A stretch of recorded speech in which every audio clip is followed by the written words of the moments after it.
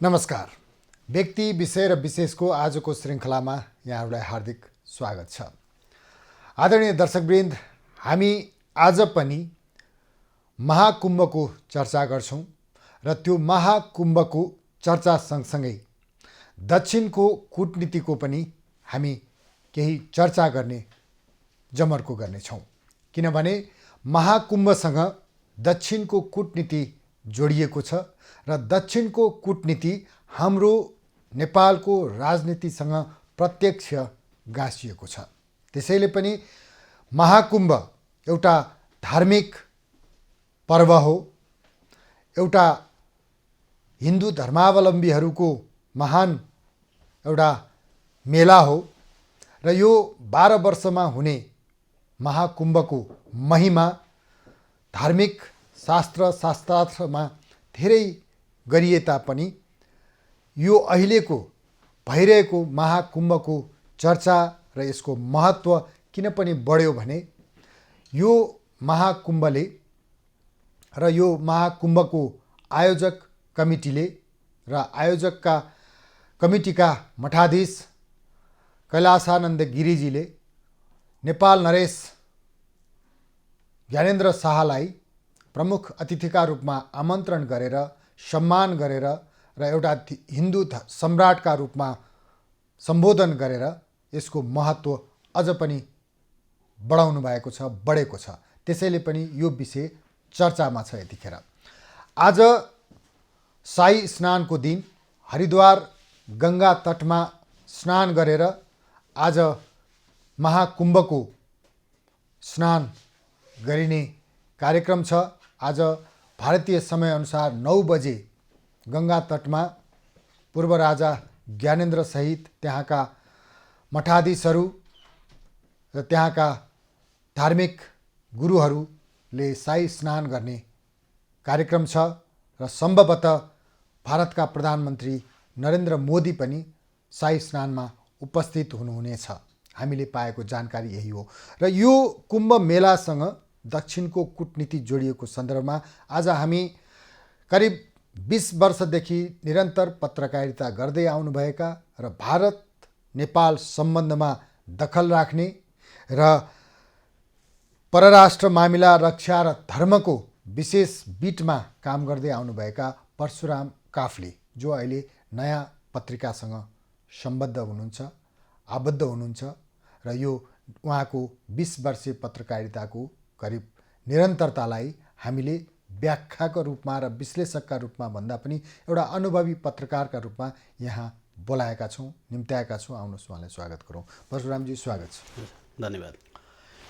यो महाकुम्भको चर्चा जसरी भएको छ त्योसँग हाम्रो राजा जोडिएर मात्रै चर्चा भएको कि साँच्चै यो महाकुम्भको महिमा जुन अपरम्पार छ भनिन्छ नि, तपाईले भारत बस्दा, तपाईले अध्ययन गर्दा, तपाईको सूक्ष्म भारत नेपाल सम्बन्धको अध्ययनले के भन्छ?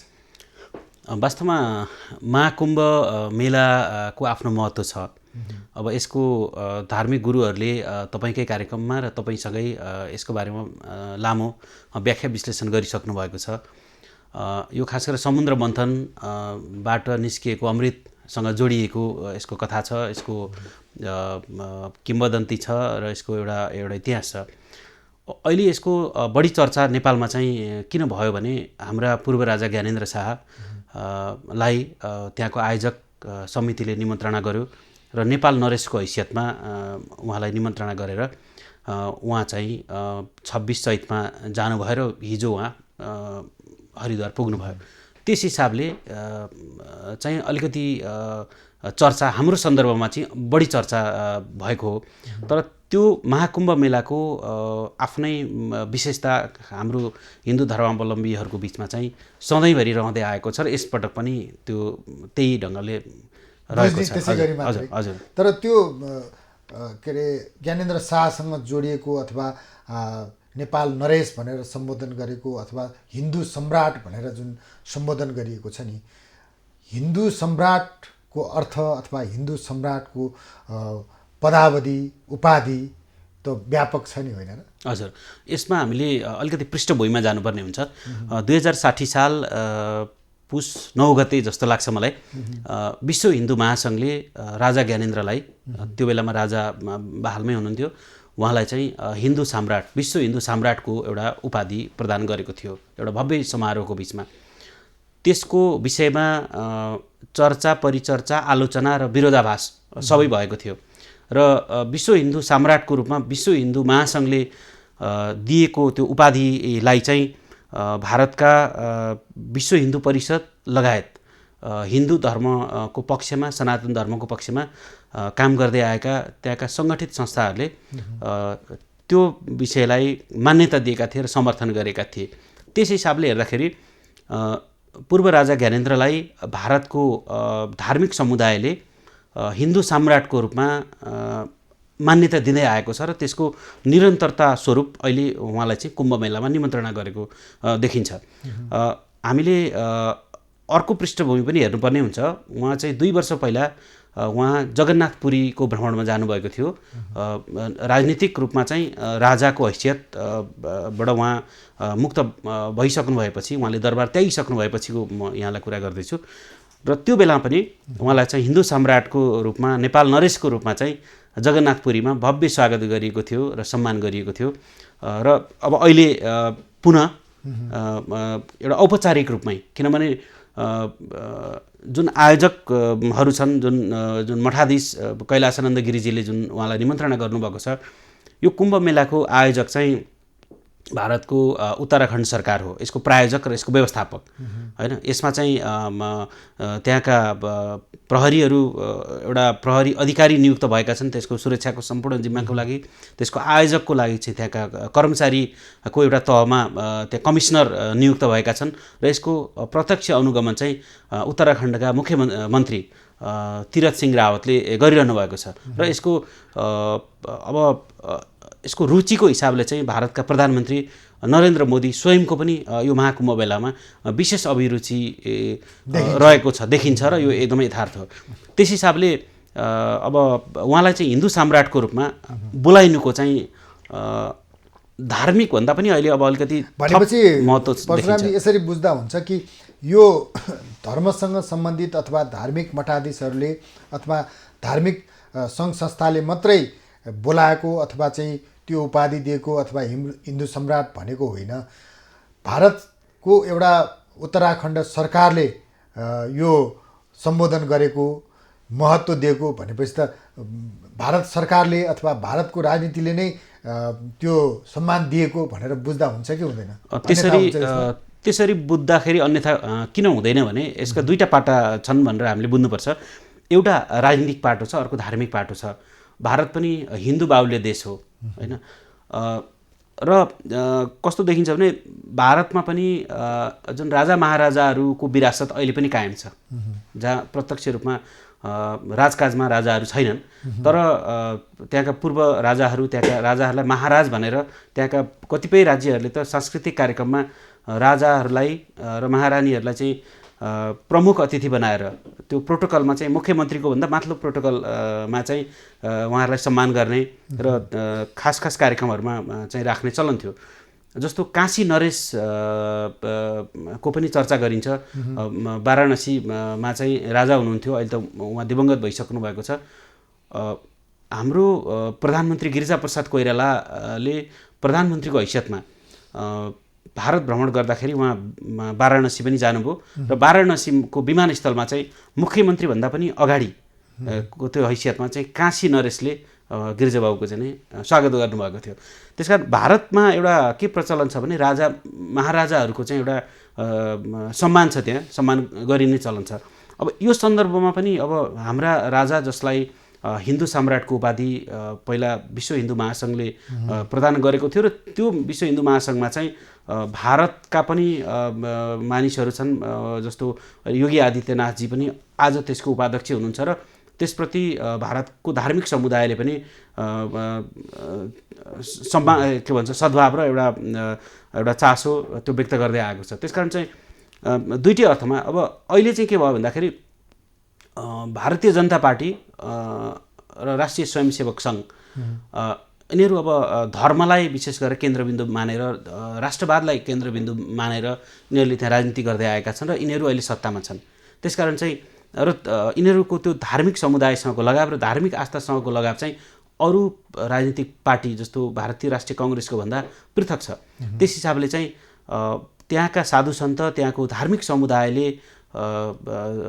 एउटा अपनाएको धारणालाई यो सरकारले यो सरकार जुन विचारधाराबाट त्यो त्यो धरातलमा उभिएको छ यसले चाहिँ समर्थन गर्दै आएको छ र सद्भाव राख्दै आएको छ। त्यसकारण चाहिँ अहिले पूर्व राजा ज्ञानेन्द्रलाई हरिद्वारमा भव्य स्वागत जुन तवरले गरिएको छ यसमा राजनीतिक रङ चाहिँ देखिँदैन। फेरि जोडिएको त छ नि, जोडिएको चाहिँ छ तर प्रत्यक्ष देखिँदैन। किनभने होइन, फेरि परशुरामजी अब जब धार्मिक कार्यक्रम हो, धार्मिक सम्मान हो, धार्मिक महत्त्व होला, तर एउटा उत्तराखण्ड सरकार नै त्यसको जिम्मेवार हो, आयोजकै ऊ हो, प्रायोजकै ऊ हो भनिसकेपछि त त्यो संलग्नता भएन। होइन, संलग्नता यस्तो छ, संलग्नता धार्मिक परिप्रेक्ष्यबाट संलग्नता देखिन्छ।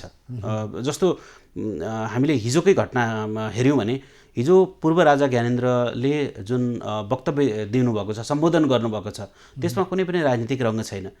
दोस्रो, एभेन्यूज टेलिभिजनमा जुन कैलासानन्द गिरिजीले अन्तर्वार्ता दिनुभएको छ त्यो अन्तर्वार्तामा व्यक्त भएका शब्दहरू र त्यो वाक्यांशहरू हेर्ने हो भने त्यो अत्यन्तै सुविचारित र एकदमै त्यो तौलेर उहाँले बोल्नुभएको छ। त्यसकारण चाहिँ देखिने गरी त्यो राजनीतिक एउटा रङ त्यहाँ हामीले पाउँदैनौँ। तर अहिले यहाँले भन्नुभयो जस्तो यसको अन्तर्य चाहिँ स्वाभाविक रूपमा छ, किनभने त्यहाँको ठुलो समुदायले नेपालमा राज संस्थाको अस्तित्वलाई चाहिँ अहिले पनि उनीहरूले स्वीकारिरहेका छन्। राज संस्था कि हिन्दू राज्य? राज संस्था, नेपालको राज संस्था चाहिँ हिन्दुत्वको एउटा धरातलमा उभिएको छ र एउटा गोरखनाथ परम्परा, हिन्दू परम्पराको एउटा विरासतको रूपमा अगाडि बढ्दै आएको हुनाले त्यो चाहिँ राज संस्था अथवा हिन्दू राष्ट्र चाहिँ यसलाई परिपूरककै रूपमा हामीले लिनुपर्छ होला र त्यसरी लिइन्छ भन्ने लाग्छ मलाई। जस्तो एउटा प्रसङ्ग, गोरखनाथ पीठाधीश गोरखनाथका जुन योगी आदित्यनाथ अहिले उत्तर प्रदेशको मुख्यमन्त्री हुनुहुन्छ, उहाँ नेपाल आउँदा पनि उहाँले पृथ्वीनारायण शाहको त्यो गोरखाको राज्य र गोर्खाबाट सुरु गर्नुभएको प्रसङ्ग उल्लेख गर्नुभएको थियो। भनेपछि यहाँको राजनीतिसँग भारतको राजनीति अथवा भारतको मठाधीश अथवा भारतको धर्म, भारतको जुन धर्मको शक्ति छ नि, भारतमा चाहिँ हिन्दू राज्य नेपाल भए पनि यो हिन्दूहरूको चाहिँ भारतवर्षमा जति पुण्य चारधाम भन्छौँ नि, हामी नै पनि जान्छौँ, त्यो महत्त्व जति छ नेपालमा पशुपतिनाथ हुन त उहाँहरू पनि यहाँ नआइकन पुण्य हुँदैन भन्नुहुन्छ, पशुपतिनाथ, तर सबै चारधाम भारतमा। त्यसैले पनि राजनीतिमा भारतको धर्म जोडिन्छ र त्यो धर्मले निकै ठुलो प्रभाव पनि पार्छ र अहिले त्यही धर्मसँग जोडिएको शक्ति सरकार भारतमा छ। त्यसले गर्दाखेरि पनि पूर्व राजालाई अथवा चाहिँ राज संस्थालाई अथवा चाहिँ हिन्दू राज्यलाई प्राथमिकता दिन खोजिएको हो कि भन्ने जुन प्रश्न उठेको छ नि, यसलाई पुष्टि गर्ने आधार चाहिँ के हुनसक्छ? मलाई यस्तो लाग्छ, हामीले संविधान निर्माणको अलिकति पृष्ठभूमि हेर्नुपर्छ। त्यो बेलामा भारतले जुन असन्तुष्टि व्यक्त गर्यो भनिएको थियो र त्यो बेलामा हाम्रा शीर्ष नेताहरू भारत गएर भारतीय जनता पार्टीका शीर्ष नेता प्रधानमन्त्रीसँग भेटघाट गर्नुभएको थियो र त्यस बेलामा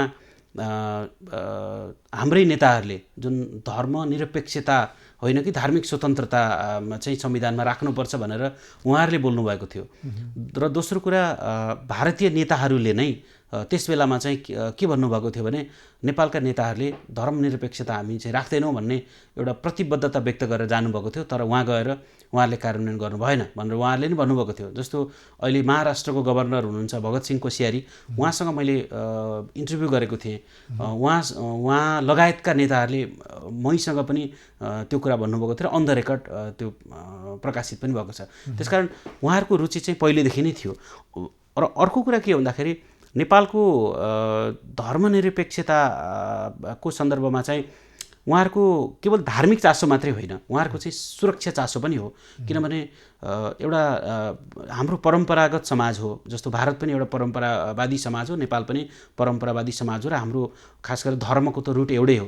त्यो हिसाबले चाहिँ नेपालको धर्मनिरपेक्षताले चाहिँ यहाँ साम्प्रदायिक विभाजन खडा गर्छ, यहाँको जातीय विभाजन खडा गर्छ, र त्यसको सुरक्षा असर चाहिँ खुला सिमाना भएको कारणले उहाँ पनि पर्छ भन्ने उहाँहरूको एउटा क्याल्कुलेसन छ। अर्को कुरो, भारतमै पनि धर्मनिरपेक्षता चाहिँ हुनु हुँदैन। भारतको जुन सेक्युलरिजम छ भारतको संविधानमा, जुन इन्दिरा गान्धीको समयमा त्यो समावेश गरिएको थियो, जबकि भारतको जुन संविधान जुन सुरुमा जारी भएको संविधानमा धर्मनिरपेक्षता भन्ने छैन। त्यसकारण चाहिँ त्यहीँभित्रै पनि एक खालको त्यो सेक्युलरिजम चाहिँ राख्नु हुँदैन भन्ने बहस अहिले पनि टटकाएर छ। र म यहाँलाई एउटा जानकारी दिन चाहन्छु।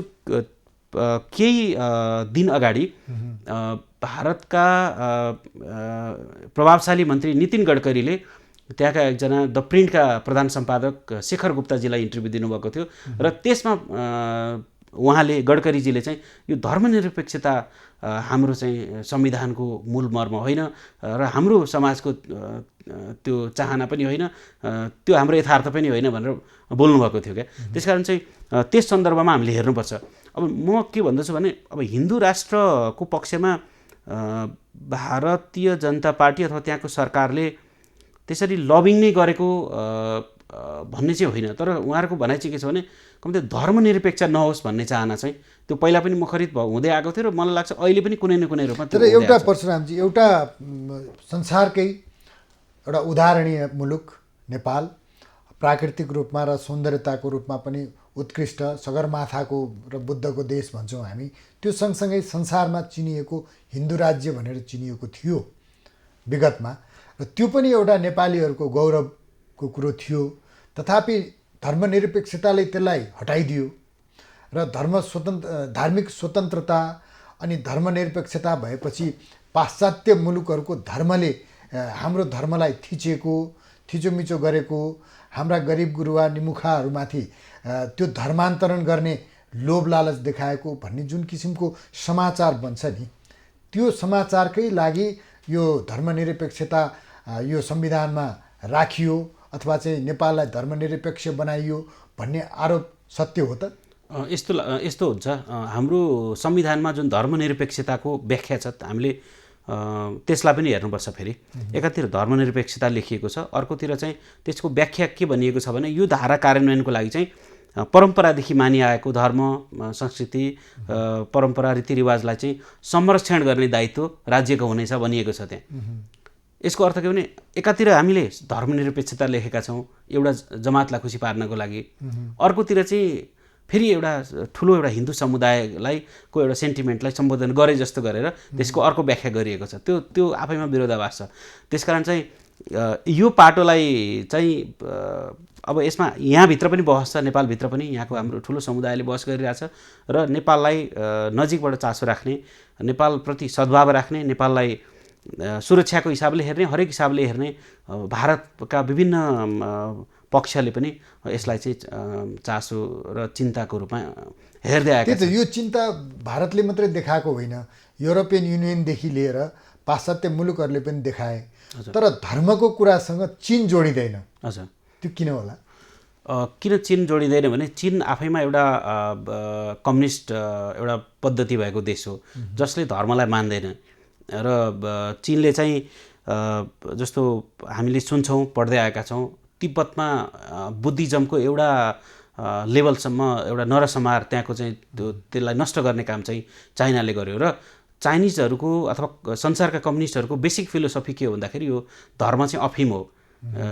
त्यसकारण त्यो फिलोसफीबाट गाइडेड त्यहाँ चिनिया कम्युनिस्ट पार्टी छ र त्यसको नेतृत्व छ। त्यसकारण चाहिँ उसले धर्मलाई त्यति धेरै स्पेस दिने कुरो भएन। तर नेपालको हकमा चाहिँ के देखिन्थ्यो भने चीनले नेपालमा राज संस्थालाई चाहिँ सधैँ समर्थन गर्दै आएको थियो। राज संस्था एउटा हिन्दू धर्मको अथवा त्यो प्रतीकको रूपमा चाहिँ स्थापित थियो, तर उसले धार्मिक एङ्गलबाट होइन कि नेपालको एउटा स्थायित्वको हिसाबले र नेपालको एउटा रियल एउटा लेजिटिमेट शक्ति र नेपालको फाइनल अथोरिटी चाहिँ राज संस्था अथवा राजाहरू हुन् भन्ने हिसाबले त्यो फाइनल अथोरिटीसँग चाहिँ उसले डिल गरिरहेको थियो। अब अहिलेको समस्या चाहिँ सम्भव त्यो देखिन्छ। जस्तो भारतीयहरूको कोणबाट हेर्दाखेरि पनि एउटा धर्म एउटा पाटो, उनीहरूको रुचि हो धर्मनिरपेक्षताको बारेमा, त्यहीँभित्रको बहस भइरहेछ। त्यो भारतको एउटा आन्तरिक राजनीतिक विषय पनि हो, नेपाल भारत सम्बन्धको एउटा पाटो पनि हो। र नेपालमै पनि फेरि यो हिन्दू धर्मको राजनीति अथवा धर्मनिरपेक्षता हुनु हुँदैन भन्ने पक्षको एउटा राजनीतिक धारा त फेरि निरन्तर आइरहेको छ, र जसको वैचारिक र एउटा एक हिसाबले राजनीतिक नेतृत्व कमल थापाजीले गरिरहनु भएको छ। र काङ्ग्रेस र इभन कम्युनिस्ट भित्र पनि यसको बारेमा सूक्ष्म रूपमा एक खालको बहस र विवाद हुन थालेको छ। यसरी बुझौँ परशुरामजी कि धर्मनिरपेक्षताको बहस र त्यसलाई सहयोग पुग्ने किसिमले जुन किसिमले भारतले धार्मिक रूपमा त्यो धर्मनिरपेक्षताको विरुद्धमा गरेको गतिविधि जस्तो देखिने गरी यो धार्मिक परम्परालाई अथवा चाहिँ कुम्भकै कुरा जोडिँदाखेरि राजालाई गर्ने सम्मानको कुरालाई लिएर गरिएको यो सबै गतिविधि हेर्दाखेरि त्यो धर्मनिरपेक्षता जसले लाद्यो अथवा जसले त्यो नेपाललाई धर्मनिरपेक्ष बनाउन भूमिका खेल्यो त्यसको विरुद्धको कदम हो, विरुद्धको गतिविधि हो भनेर बुझ्दा अन्यथा हुन्छ? हजुर, यसलाई म कसरी अलिकति व्याख्या गरौँ भने नेपालमा धर्मनिरपेक्षताको पक्षमा भारतभित्रको एउटा निर्णायक एउटा पक्षले साथ दिएकै हो।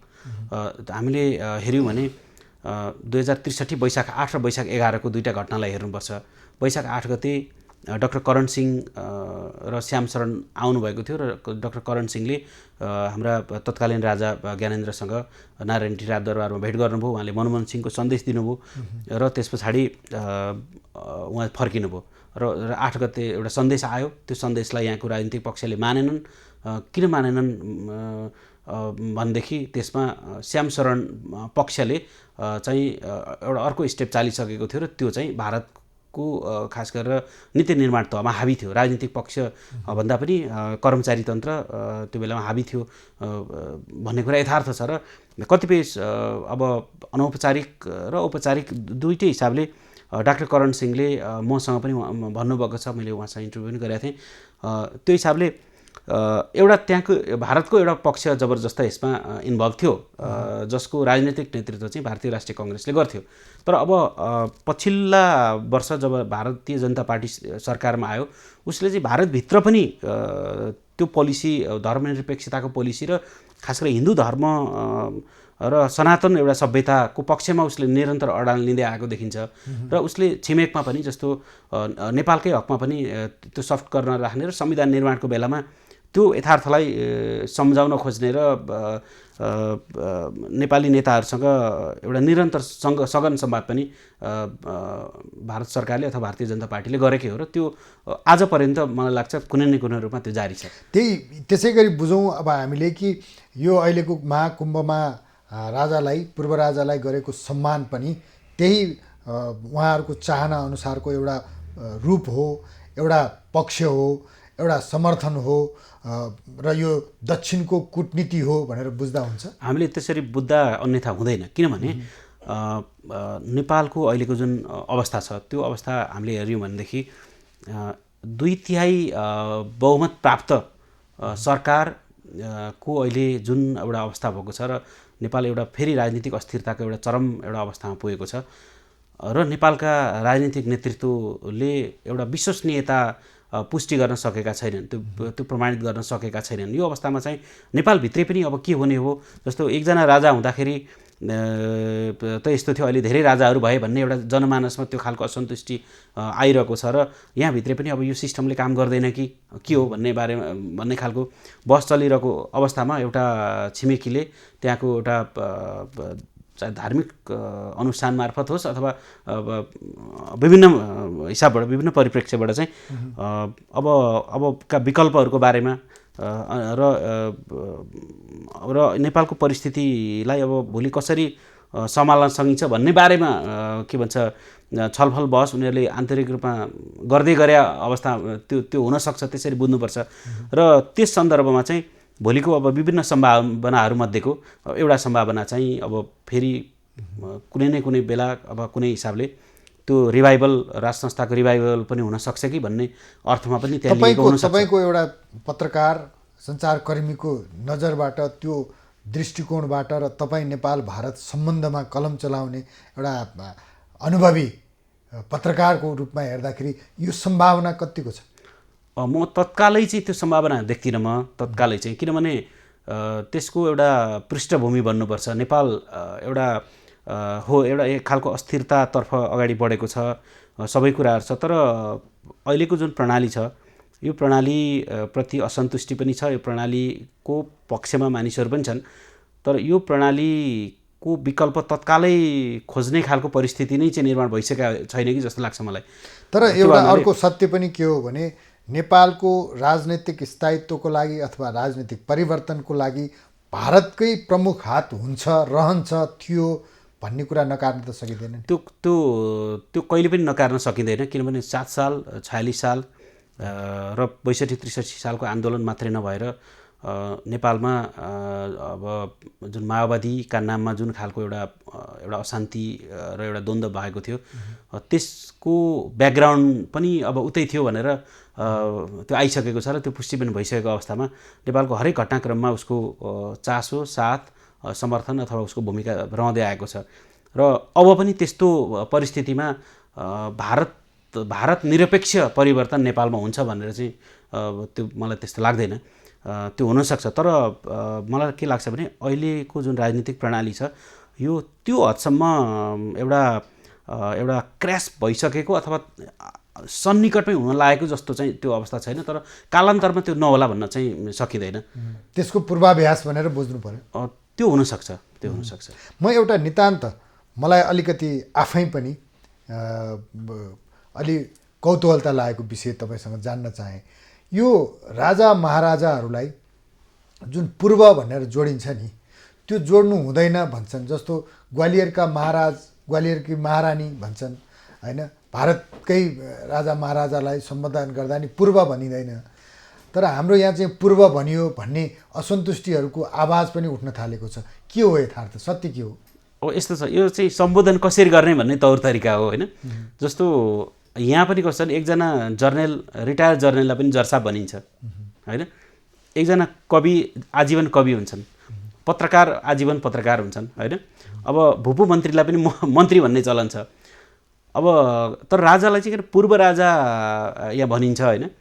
अब यसमा चाहिँ कस्तो भने अब एउटा भय पनि होला, फेरि राजा भन्दाखेरि फेरि राज संस्था आउने एउटा राजावादीको भन्ने खालको एउटा ट्याग लाग्ला भन्ने एउटा त्यो भयले काम गरेको। त्यो यथार्थमा अब त्यो मुख्य कुरा के हो, जस्तो अब अहिले राजा राजनीतिक रूपमा उहाँ हुनुहुन्न, सक्रिय हुनुहुन्न, नेपालमा गणतन्त्र छ भनौँ न।